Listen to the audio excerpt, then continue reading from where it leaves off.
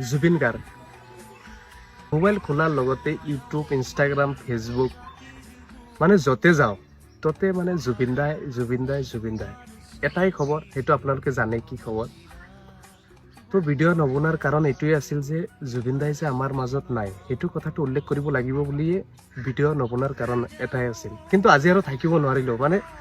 এনে এটা জায়গা নাই এনে একটা মানুহৰ মুখৰ পৰা ষ্টাৰ্ট কৰি মানে জুবিন দা বা জুবিন দাই আজি জুবিন দাই কি কাম কৰি গৈছে সমাজত মানে কেনেকুৱা মানুহৰ ভালপোৱা নিজৰ